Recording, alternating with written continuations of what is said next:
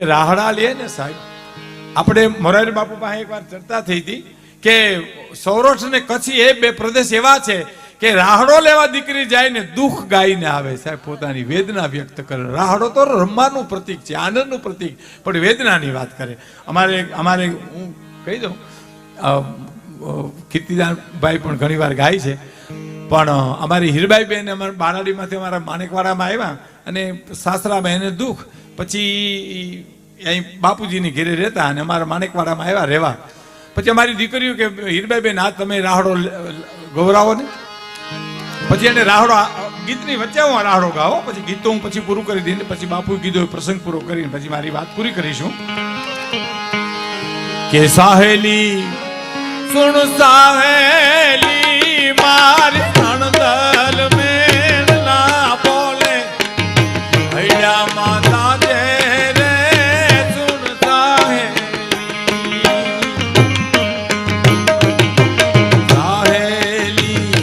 સુણ સાહેલી મારી અણદલ મેં ના બોલે હૈયા માતા જે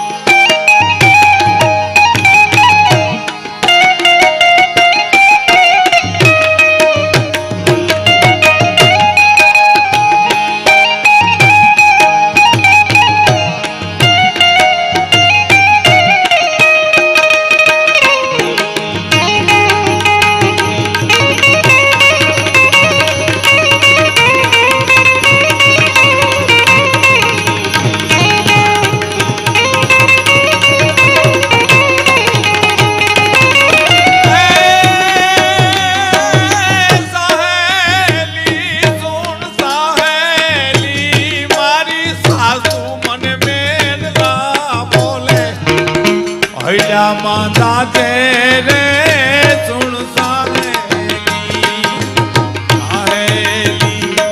સુણ સાહેલી મારી જેઠાણી ઝઘડો માને માતા તેરે સુણ સાહેલી.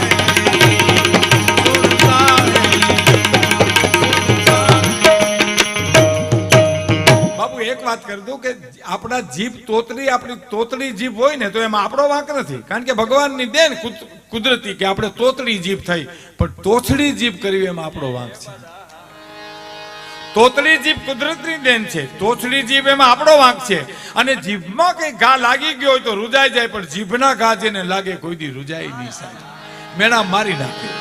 હે કદાચ મને કોઈક તેડવા આવ્યું હોત તો શ્રાવણ મહિને એ મને તેડવાના આવ્યા વેલડું લઈને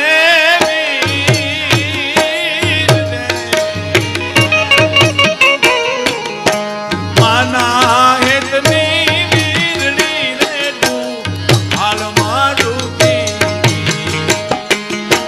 માના હેતની વીરડી રે તું હાલમાં ડૂબી.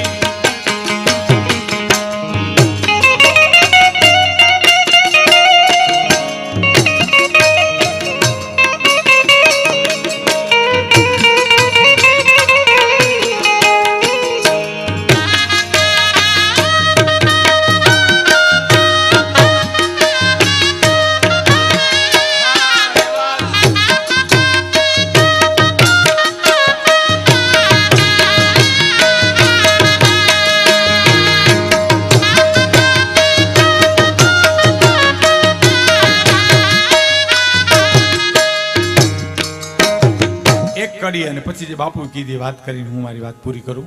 એક કડી સાંભળજો સાહેબ, આ દાદુભાઈની કવિતા જ આ કરી શકે.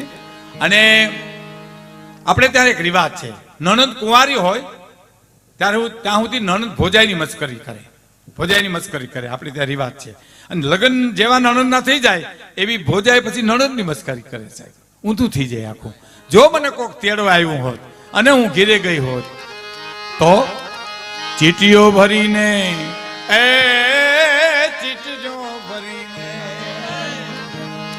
ચીટીઓ ભરીને એકે દુભા બલડી તન કોણ પારે કોજ ને ચીઠી જો ભરીને મારી કે દુભા બલડી ચીઠીઓ ભરીને મને કે દુભા બલડી તન કોણ પારે કોજ ને ઈ વાંકા બોલી એ જ બાબલડી ના બોલડા ભાવત બો ઈ વાંકા બોલી એ મારી બાબલડી ના બોલડા ભાવત બહુ. ઈ દીકરી પાત્ર છે, મા પાત્ર છે, આપણા કુટુંબના જે પાત્રો છે એની એક એક પાત્રની પાછળ કહાનીઓ પડી છે, વેદનાઓ પડી છે. અને આ દેશ વેદનાનો છે સાહેબ. આ દેશ માનો દેશ છે, આ દેશ રુજુતાનો દેશ છે. આંસુ દરેક પ્રદેશની ભાષા છે સાહેબ. અમેરિકામાં કોઈ રોતું હોય એટલે ખબર પડી જાય કે આ રોવે છે. આંસુ છે, ભલે એની ભાષા આપણે આવડતી નથી. એમ મા શબ્દ છે એ એકાક્ષરી મંત્ર છે સાહેબ. મા ઈ મા છે, બીજા વગડાના વા છે. અમારા સૌરાષ્ટ્રમાં, કચ્છમાં હશે, પણ અમારા સૌરાષ્ટ્રમાં એક કહેવત છે કે ઘોડા ખેલવતો હોય કોઈ પણ નો બાપ મરજો, પણ દળના દરતી કોઈની મા ન મરજો સાહેબ. મા મા છે, મા મા છે. રામકૃષ્ણ પરમહંસ એમ જ કર્યા કરતા, મા મા મા મા મા. અને અખતરો કરજો હજી તમે સાહેબ. મોગલ તો બેઠી જ છે, સોનલે બેઠી છે, આવડ મોગલ 9 લાખ લોબડિયારી બેઠી છે, પણ તમારો મારો જન્મ દેનાર માઈ કમ નથી સાહેબ. તમે 100 ગાઉનો પંથ કાપી આવો અને ત્યાં તમને માથું ચડ્યું હોય તો અહીં માને ફેર ચડતા હોય, મારો દીકરો હશે તો મજામાં ને. તમને તાવ આવ્યો હોય તો એને તૂટ થતી હોય કે મારો દીકરો તો મજામાં તો હશે ને. આ મા સિવાય શક્ય નથી સાહેબ. એનો એક પ્રસંગ કહું, પછી બીજા દોરમાં બીજી વાતો કરશો. પણ મહાભારતનું યુદ્ધ શરૂ થાય એ પહેલા પાંડવોની છાવણીમાં જઈ ભગવાન કૃષ્ણ કહે છે, અર્જુન અર્જુન આવતીકાલે દાદા ભીષ્મ યુદ્ધમાં ઉતરવાના છે, ખબર છે તને? અર્જુન કે ખબર છે મને. એમ તો આપણે શિખંડીની આગેવાની લઈને લડવાનું છે. હે કે શિખંડીની આગેવાની લઈને લડવાનું છે. એમ ઉભો થઈ ગયો અર્જુન. અમે બંગડીઓ પહેરી છે, શિખંડીની આગેવાની લઈને લડીએ અમે. ઉભો થઈ ગયો, નીકળી જાય પેલા કૃષ્ણ કીધું બે હેઠો બે, હું તને કહું છું તારે લડવાનું છે.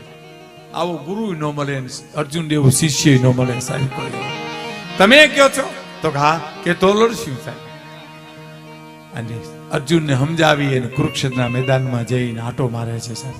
આ વાત મને બહુ ગમે છે, બહુ ગમે છે. કીર્તિભાઈ મારો જિંદગીનો થાક ઉતરી જાય સાહેબ. હા સાહેબ, આવો મને પ્રસંગ ગમે છે. કુરુક્ષેત્રના મેદાનમાં જઈ ચક્કર મારે છે કૃષ્ણ ભગવાન, દ્વારકાધીશ, અખિલ બ્રહ્માંડનો માલિક. જોવે છે આમ ક્યાંય સારી કોઈ ખૂણે ખૂણે સફેદ જેવું કંઈક કલાનું દેખાણું ને, એટલે એની ક્યાં કંઈક છે. એટલે એના ડગલા માંડતા માંડતા કૃષ્ણ જઈને જોયું તો કોઈક સ્ત્રી બેઠી છે. ભગવાન કૃષ્ણ કહે છે, કોણ છો બેન? આમ જોયું, ગંગા છું. હાય હાય, ભીષ્મ મા છું. ઓહો મા, અટાણે તમે અહીં શું કરો છો? કે અહીં હું ધરતી સાફ કરવા માટે આવી, કાંટા અને કાંકરા વીણવા માટે આવી. મારો દીકરો ભીષ્મ કાલે ઢળવાનો છે ને, એને કાંટો ન લાગે ને કાંકરો ન લાગે ને એટલા ખાતર અહીં આવી છું સાહેબ. દ્વારકાનો અધિપતિ રોયો નથી પણ હલી ગયો. ઓ મા ગંગા, તને વંદન છે, મારા વંદન છે મા. અને બીજો દિવસ સૂર્ય ઉગ્યો અને દોડ ગોઠવાના હામાં ઝાકાઝીક બોલે એ પેલા ભગવાન કૃષ્ણએ અર્જુનને કીધું લે માર બાણ દાદાને. શિખંડીની આગેવાની લઈને બાણ માર્યા. દાદા ધરતી ઉપર ઢળ્યા. જેવા ધરતી ઉપર ભીષ્મ દાદા ઢળી પડ્યા એ જ ક્ષણે પાછા ગંગાજી પ્રગટ થયા ન્યા સાહેબ. અને કૃષ્ણ હલી ગયો, પરસેવો વળી ગયો. આજ મારી માં કંઈક મને કહેશે. અને આમ પ્રગટ તો થયા મા ગંગા, પણ કૃષ્ણને સામે આમ ત્રાહી નજરે જોઈને કીધું કે દ્વારકાધીશ, કાલિયા ઠાકર હે મુરલીધર, મારા દીકરાને દગાથી માર્યો કે મારા દીકરાને ભીષ્મને દગાથી માર્યો. શિખંડીની આગેવાની લઈને મારા દીકરાને તે માર્યો. પણ શિખંડીની જગ્યાએ તું હોત ને તો તને ખબર પડે ગંગાના ધાવણની શું તાકાત છે. હે, તને ખબર પડે શિખંડીની જગ્યાએ તું હોત તો કે ગંગાની ધાવણની શું તાકાત છે. ઈ મન માનું જે ધાવણ છે. એટલે કોઈ પણ કવિએ કીધું છે કે કોઈ પણ શિલ્પીકારને તમે પથ્થર આપો તો એ મૂર્તિ ઘડી દે. મોગલમાની મૂર્તિ ઘડી દે, સોનલમાની ઘડી દે, કૃષ્ણની ઘડી દે, હનુમાનજીની ઘડી દે. પણ ત્રિભુવન ભીમજીને તમે હીરો આપો કે સોનું આપો એને કેરેટ નક્કી કરી લે. પણ કવિ એમ લખે છે કે જેના ટાકણે ઘાટ